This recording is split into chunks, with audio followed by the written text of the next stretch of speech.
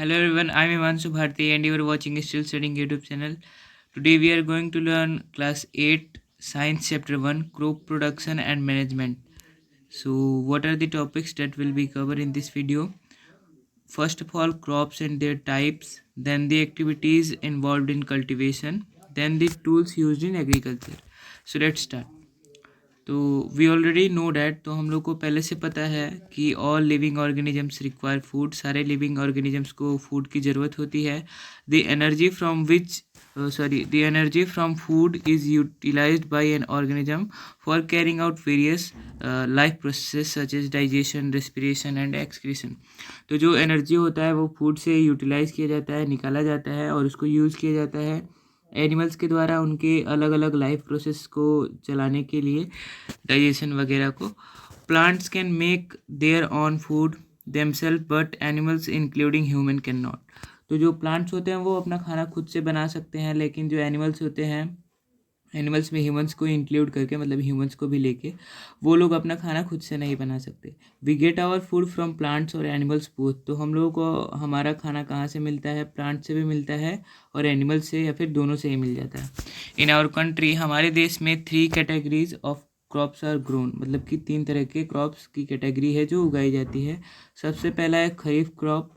तो ये the crop which are grown in rainy season. तो जो क्रॉप्स रेनी सीजन्स में उगाए जाते हैं जून से लेकर सितंबर में, उसको खरीफ क्रॉप कहा जाता है.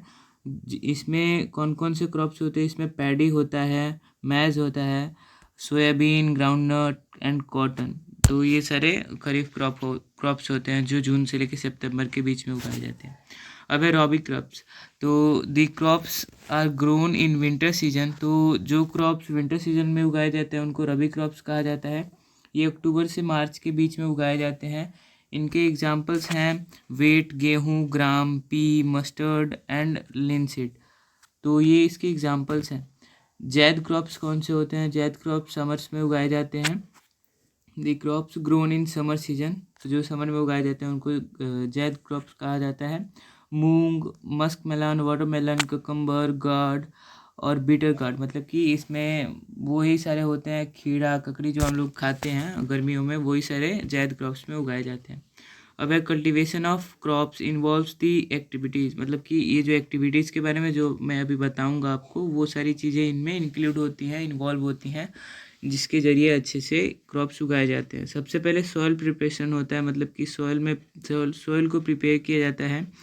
It involves loosening and tilling of soil, मतलब कि इसमें मिट्टी के एक लेयर को, मतलब कुछ मीटर की लेयर को उखाड़ दिया जाता है, मतलब कोड़ दिया जाता है कह सकते हैं. फिर उसके बाद उसको पानी वगैरह से दे के, प्लग वगैरह करके, फिर उसको अच्छे से प्रिपेयर किया जाता है. उसके बाद उसमें सोइंग होता है. सोइंग मतलब कि उसमें सीड्स को डाला जाता है. उसके बाद फिर उसमें एडिंग मैन्योर एंड फर्टिलाइज़र, उसमें फर्टिलाइज़र या फिर मैन्योर वगैरह को ऐड किया जाता है. तो ये क्या होता है फर्टिलाइज़र और मैन्योर क्या होता है वो लिखा हुआ है यहाँ पे. The substances which are added to the soil in the form of nutrients to improve the production of crop and fertility of soil are called manure and fertilisers. तो जो भी सब्सटेंसेस ऐड किए जाते हैं मिट्टी में, मिट्टी के न्यूट्रिएंट्स को, मतलब न्यूट्रिएंट्स के प्रोडक्शन को इम्प्रूव करने के लिए, जिससे क्रॉप प्रोडक्शन अच्छे से हो, मतलब फर्टिलिटी ऑफ सॉइल के लिए, तो उन सारे सब्सटेंसेस को मैन्योर या फिर फर्टिलाइज़र कहा जाता है. अब है इरिगेशन, यानी कि सिंचाई, पानी देना. तो supply of water to crops at appropriate intervals is called irrigation, यानी कि समय समय पे उसको पानी देना, मतलब क्रॉप्स को पानी देना, उसी को इरिगेशन कहा जाता है. Protection from weeds. तो वीड्स जो होते हैं वो अनवांटेड प्लांट्स होते हैं जिनका कोई ज़रूरत नहीं होता. वो अगर रहते हैं हमारे फील्ड में तो वो क्रॉप्स को, मतलब वो न्यूट्रिएंट्स खुद ही ले लेंगे, क्रॉप्स को न्यूट्रिएंट्स अच्छे से नहीं मिल पाता है, इसीलिए उससे भी बचाना पड़ता है क्रॉप्स को. Weeds are the unwanted plants that grow along with the crops. तो जो क्रॉप्स के साथ अनवांटेड प्लांट्स ग्रो कर जाते हैं उन्हीं को वीड्स कहा जाता है. It's removal is a must for the better growth of crops. तो इसका रिमूवल बहुत ही ज़्यादा ज़रूरी होता है जिससे कि क्रॉप्स का अच्छा से ग्रोथ हो. This can be controlled by spraying certain chemicals called weedicides. तो कुछ वेडिसाइड्स को स्प्रे करके खेतों में इनका जो ग्रोथ है उसको रोका जा सकता है, इनको कंट्रोल किया जा सकता है वीड्स को. उसके बाद हार्वेस्टिंग होता है। हार्वेस्टिंग मतलब कि क्रॉप्स को काट दिया जाता है, मतलब उसका जब वो मैच्योर हो जाते हैं, जब वो बड़े हो जाते हैं तो उनको काट लिया जाता है और उनका अच्छे से फिर से दूसरे प्रोसेस होते हैं। तो harvesting, the cutting of crop after it is mature is called harvesting. तो हार्वेस्टिंग वो प्रोसेस होता है जिसमें क्रॉप्स को काट दिया जाता है जब वो मैच्योर हो जाते हैं। उसके बाद स्टोरेज होता है। If the crop grains are to be kept for a longer time this would be safe from moisture, insect and rats. तो उसके बाद ये हार्वेस्टिंग के बाद अगर क्रॉप्स को लंबे समय तक रखना है तो हमें उसको मॉइस्चर या फिर इंसेक्ट या फिर रैट से बचाना पड़ता है। उसके बाद होता है ह्यूमस। क्या होता है, पेस्ट क्या होता है, इसके बारे में तो हम लोग पिछले क्लास में पढ़े ही हैं। Humus is the top layer of soil formed by decaying और decomposition of organic matter like animal remains, dead leaves, the dung of cattle. तो जो ह्यूमस होता है वो टॉप का लेयर होता है सॉयल का, जो बनता है किससे, तो डिकेइंग एंड डिकम्पोजिंग मैटर से, ऑर्गेनिक मैटर से वो बनता है ह्यूमस। पेस्ट क्या होता है, तो पेस्ट इंसेक्ट्स होते हैं जो डिस्ट्रॉय कर देते हैं क्रॉप्स को, उन्हीं को पेस्ट कहा जाता है। तो पेस्ट्स आर द इंसेक्ट और rodents that destroy much of our crop yield, मतलब कि वो हमारे क्रॉप्स को वो डिस्ट्रॉय करने लगता है। Thus it is necessary to save crops from pests.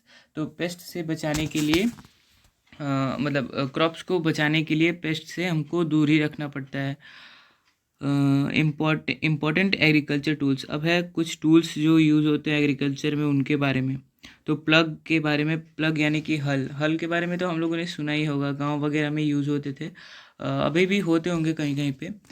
This is use for tilling the soil. ये सॉइल को टील करने के लिए, मतलब कि उसके ये शुरू शुरू में ही होता है यूज़।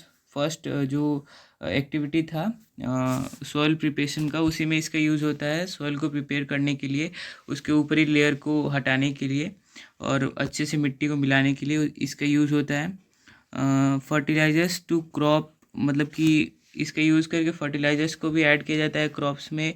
रिमूविंग द वीड्स, इसका यूज़ वीड्स को भी रिमूव करने के लिए होता है। स्क्रैपिंग द सॉइल, मतलब कि सॉइल को स्क्रैप करने में भी इसका यूज़ होता है और भी कामों में होता है। The implement is made of would and drawn by a pair of bulls, मतलब कि ये जो औजार होता है वो लकड़ी का भी बना होता है और वुड का भी बना होता है। तो देखिए यहाँ पे पिक्चर में दिख रहा है कि यहाँ पे जो सामने वाला ये जो पोर्शन है वो लोहे का है, वो कभी कभी वुड का भी होता है। तो ये दो बैलों से खींचा जाता है और खेत में इस तरीके से लगाकर इसका यूज़ होता है। अब नेक्स्ट है ये हो के बारे में। तो हो क्या होता है, it is use for removing weeds and for loosening the soil, मतलब इसका यूज़ भी सेम ही है, उसी की तरह ही है। मिट्टी को लूज़ करने के लिए और वीड्स को रिमूव करने के लिए इसका भी यूज़ होता है। इसके पार्ट्स के भी नाम दिए हुए हैं।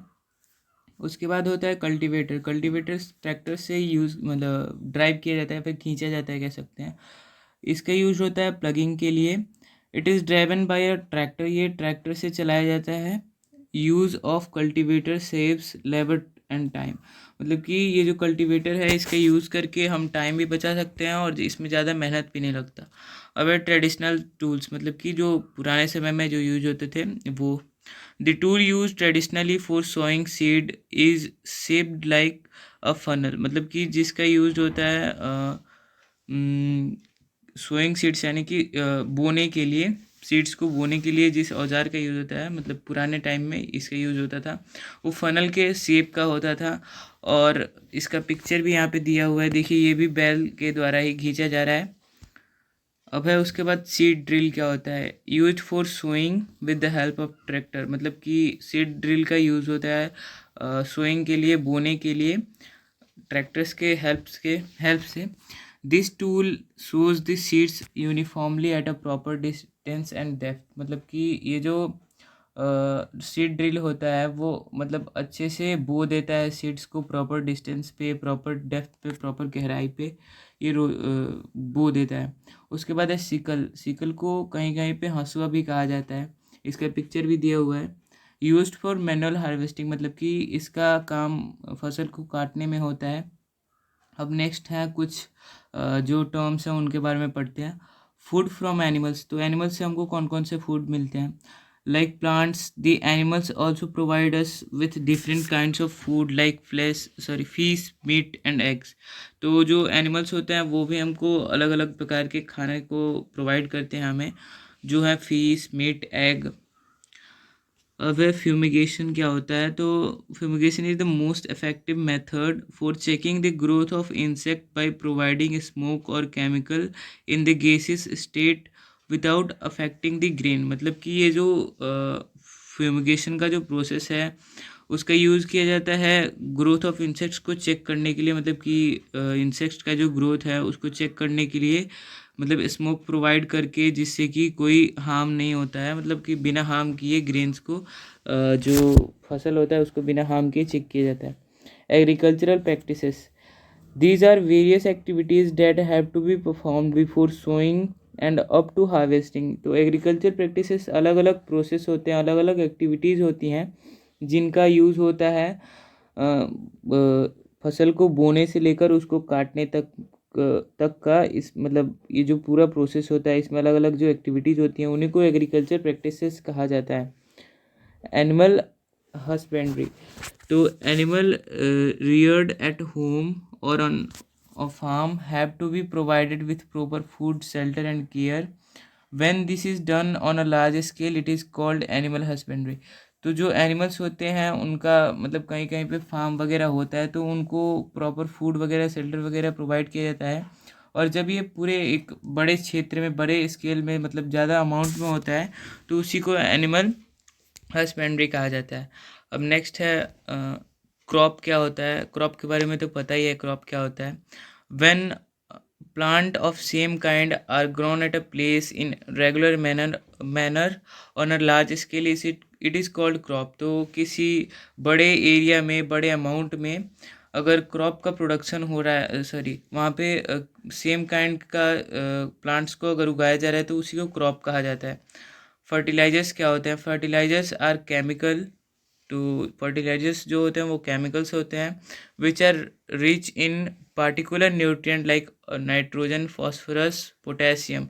तो कोई भी जो केमिकल्स होते हैं फर्टिलाइजर्स जिसमें कि पार्टिकुलर न्यूट्रिएंट हो प्लांट के लिए, जैसे नाइट्रोजन, फॉस्फोरस, पोटेशियम, तो उनको फर्टिलाइजर कहा जाता है। ग्रैनरीज क्या होती हैं? तो दी हार्वेस्टेड ग्रेन्स, मतलब कि जो फसल काट लिया गया है usually are stored in a huge store, उनको बड़े से स्टोर में स्टोर किया जाता है, रखा जाता है। After they are properly dried in sunlight, उनको अच्छे से सुखाने के बाद उस स्टोर कर दिया जाता है उसको, उन्हीं स्टोर को ग्रैनरीज कहा जाता है। हार्वेस्टिंग क्या होता है? The cutting of crop after it is mature is called harvesting. Harvesting मतलब क्रॉप्स को काटने का प्रोसेस है जब वो मैच्योर हो जाते हैं तब। इरिगेशन क्या होता है? Supply of water to crops at appropriate intervals is called irrigation. तो इरिगेशन मतलब सिंचाई करना होता है, मतलब पानी को क्रॉप्स को पानी प्रोवाइड करना होता है समय समय पे, उसी को इरिगेशन कहते हैं। खरीफ क्रॉप क्या होता है? The crop which are grown in rainy season that is from June to September are called kharif crops. तो जो क्रॉप्स उगाए जाते हैं रेनी सीजन में, जून से लेकर सितंबर के बीच में, उन्हीं को खरीफ क्रॉप कहा जाता है। मैन्योर क्या होता है? Manures are decomposed organic matter obtained from plant और एनिमल वेस्ट। तो जो मैन्योर्स होते हैं वो ऑर्गेनिक मैटर होते हैं, सड़े हुए, मतलब डिकम्पोज्ड, ऑब्टेन मतलब मिलते हैं हम लोग को प्लांट या फिर एनिमल के वेस्ट से। प्लग क्या होता है? दी डिवाइस यूज फॉर टिलिंग और प्लगिंग, मतलब कि टिलिंग या फिर प्लगिंग के लिए, मिट्टी को खोदने वगैरह के लिए जो यूज़ होता है टूल, उसी को प्लग कहते हैं। अब है रबी क्रॉप क्या होता है? The crops are grown in winter season that is from October to March are called rabi crops. तो जो क्रॉप्स अक्टूबर से लेके मार्च में यानी कि विंटर सीजन में उगाया जाता है उसको रबी क्रॉप कहा जाता है। सीड्स क्या होते हैं? अब प्लांट्स फर्टिलाइज्ड ओव्यूल्स, मतलब कि प्लांट का जो फर्टिलाइज्ड हो चुका ओव्यूल होता है, from which a new plant may grow, जिससे जिससे एक नया प्लांट ग्रो कर सके, उसी को सीड कहा जाता है। सिलो क्या होता है? Harvested grains are usually dried before being stored because moisture incurs the growth of micro organism. तो जो हार्वेस्टेड ग्रेन्स होते हैं वो सुखा दिए जाते हैं, क्योंकि स्टोर करने से पहले उसको सुखाया जाता है, क्योंकि जो मॉइस्चर होता है उससे माइक्रो ऑर्गेनिजम्स का ग्रोथ हो जाएगा. They are then stored in metal और earthen container, gunny bags. Such stores are called silo. मतलब कि वो सुखाने के बाद उसको स्टोर कर दिया जाता है मेटल के या फिर अर्थन कंटेनर में. उनको उन्हीं कंटेनर या फिर मेटल को कहते हैं सिलो. उसके बाद सोइंग का प्रोसेस के बारे में बताया गया है. Sowing it is a process in which we put seeds into the soil. मतलब कि एक ऐसा प्रोसेस जिसमें हम सीड्स को बोते हैं सॉइल में, उसी को सोइंग कहते हैं. स्टोरेज क्या होता है? It is to keep crop grain safe from moisture, insect and rats for a long time. मतलब कि स्टोरेज एक ऐसा कह सकते हैं कि तरीका है जिसमें हम लोग क्रॉप्स को बचाते हैं मॉइस्चर से, इंसेक्ट से, रेट से लंबे समय तक, मतलब सेफ रखते हैं. उसके बाद है threshing. The process of separation of grains from chaff in the harvested plant is called threshing. मतलब थ्रेसिंग एक ऐसा प्रोसेस है जिसमें हम लोग ग्रेन्स को चाफ से, यानी चाफ जो उसमें अनवांटेड जो पार्ट होता है एक प्लांट में, क्रॉप में, उसी को चाफ कहते हैं. तो जब हम अलग करते हैं जिस प्रोसेस से, उसी प्रोसेस को हम थ्रेसिंग कहते हैं. वीड्स क्या होते हैं? सम अनडिजायरेबल और unwanted plants may grow naturally along with the crop. Such plants are called weeds. तो जो अनवांटेड प्लांट्स होते हैं या फिर जिनका कोई ज़रूरत नहीं होता, वो जो प्लांट्स ग्रो कर जाते हैं फील्ड में क्रॉप्स के साथ, उन्हीं को हम वीड्स कहते हैं. वीडीसाइड्स क्या होते हैं? Those certain chemicals which are use to control weeds are called weedicides. मतलब कि वो जो केमिकल्स जिनका यूज़ वीड्स को कंट्रोल करने के लिए होता है, उसे वीडीसाइड्स कहते हैं. इसका एक एग्जांपल भी दिया हुआ है जिसका नाम दिया हुआ है यहाँ पे, क्लोरोफेनोक्साइटिक एसिड. तो इसका यूज़ होता है कंट्रोल करने के लिए वीड्स को. विनोइंग क्या होता है? विनोइंग के प्रोसेस के बारे में 6th क्लास में शायद पढ़ा है हमने. Winnowing is the process to bring out the separation of grain and chaff. It is called winnowing. मतलब कि इसमें हवा का यूज़ करके या फिर किसी प्रोसेस का यूज़ करके, मतलब किसी भी चीज़ का यूज़ करके ग्रेन्स को चाफ से रिमूव किया जाता है. रिमूव किया जाता है, हाँ, रिमूव किया जाता है. और थ्रेसिंग में भी सेम है, लेकिन थ्रेसिंग में किसी मशीन या फिर किसी भी चीज़ का यूज़ करके करते हैं, लेकिन उसमें सेपरेट करते हैं और इसमें रिमूव करते हैं. तो यही दोनों में अंतर. तो यही था आज का चैप्टर क्लास 8 का, और अब से क्लास 8 के ही चैप्टर्स आएंगे. Thank you for stay tuned at last. मिलेंगे आपसे किसी नेक्स्ट वीडियो में, तब तक के लिए बाय.